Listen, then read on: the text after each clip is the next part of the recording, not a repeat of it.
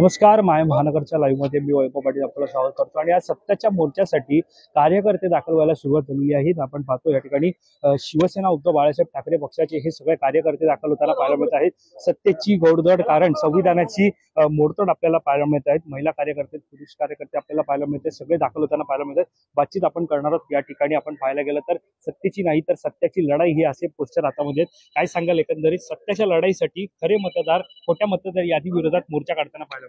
बरोबर आहे, अगोदर सत्तेच आहे। जर तुम्हाला एक सामान्य हसण्यासारखे 120 जे मतदार त्यांच्या लाद्या आहेत त्या मुतारीमध्ये त्यांचे ऍड्रेस आहेत। मुतारीमध्ये कधी 120 तुमचे गेलेले आहेत का आपले सदस्य मतदार तिकडे? जर मुतारीमध्ये तुमच्या 120 जणांची यादी होऊ शकते तर सामान्य माणसांचं काय होणार?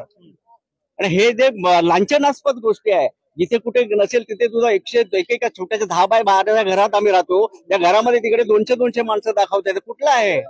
आणि हे सर्वांनाच ह्या शासनाला पण कळलं पाहिजे। आणि हे निवडणूक आहे एक नंबर तो चोर आहे, त्यांच्या आंदोलन आमचं आहे, ते संघटनेमार्फत आम्ही करणार, सेनेच्या मार्फत आम्हाला जेवढं आहे ते आम्ही करणार।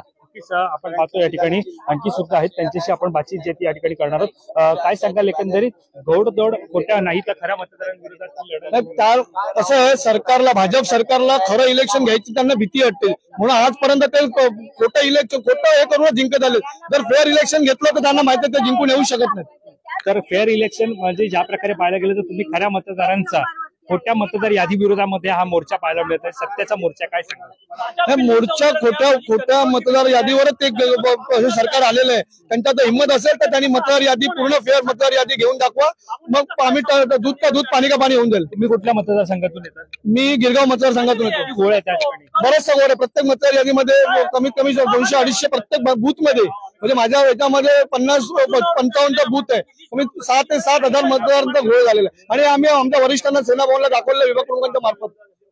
नक्कीच बाबा, तुमच्याकडे येतो, इतके वर्ष मतदान झालं, तुम्ही मतदान केलं, अशा प्रकारचा घोळ कधी पाहायला मिळाला? कधीच नाही, आत्ताच बघतोय, एवढ्या वर्षात केलं मतदान 5-6 सहज केलं 6 वेळा, पण कधी म्हणत आहेत कोणत्याही प्रकारे घोळ झाला नाही, कधीच झाला होता। हे मुद्दाम करतायत, हे लक्षात घ्या, हे घोळ मुद्दाम करतायत, असा घोळ कधी होऊ शकत नाही। जर नीट व्यवस्थित प्रक्रिया केली ना, घोळ होऊ शकतच नाही। पण यांना करायचंच आहे ना, यांना लोकांच्या पुढे खरं यायचंच नाही, बुरखे घालून येते गद्दारांचे, म्हणून त्यांचे चाललंय। महापालिका निवडणूक तोंडावर आहे, अजून घोषणा झाली नाहीये, मात्र तीच विधानसभेची यादी महापालिकेमध्ये घ्यावी अशी सुद्धा मागणी। तेच तर करताना घोळ ते विधानसभेची, त्याच्यात पण ते लोक निवडून आले ना, मग त्यांनी मिरवणुका का नाही काढल्या? बातचीत करतो, काय सांगाल एकंदरीत हातामध्ये खोट्या नाही खऱ्या मतदारांची लढाई, तुम्ही पोस्टर घेऊन उभ्यात, काय सांगाल? मतदार यादीतला घोळ आहे, त्याच्यामुळे हे सगळे निवडून आलेले आहेत विरोधक। आणि 0 क्रमांकाच्या रूमवर सुद्धा यांचा वोटर्स आहे, पण आजपर्यंत आम्ही असा कुठलाच रूम नंबर 0 पाहिला नाहीये, त्यामुळे हा घोळ सगळ्यांच्या उघडकीस आलेला यायला पाहिजे। गिरगावातले शिवसैनिक आहात, किती प्रकारे घोळ झालेला आहे? 7 ते 1,000 मतदार इथे जास्तीचे दाखवलेले आहेत। नक्कीच दादा, तुमच्याकडे येतो, काय सांगाल एकंदरीत?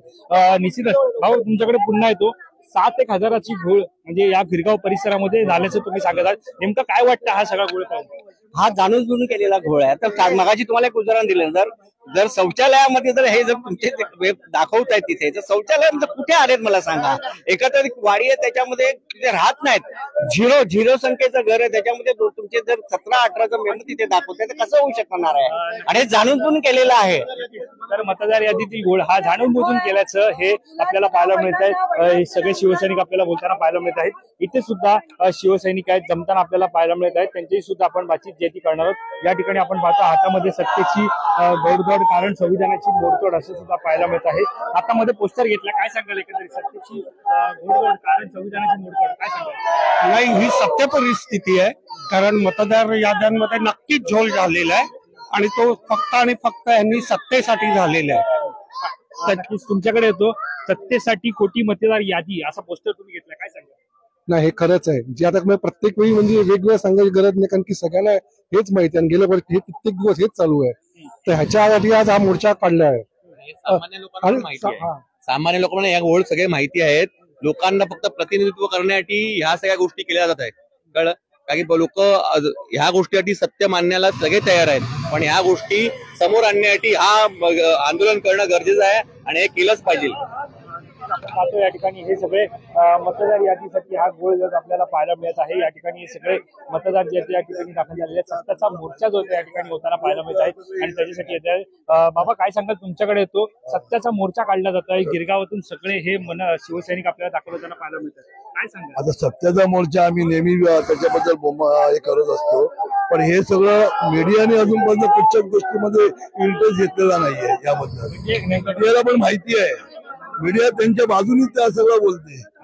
निश्चितच आपण पाहतो या ठिकाणी हे सगळे आता सगळे गिरगावचे हे आपण पाहतोय सगळे हे शिवसैनिक दाखल होताना पाहायला मिळत आहेत. कॅमेरा पर्सन अवधेश परिषद, मी वैभव पाटील, मुंबई.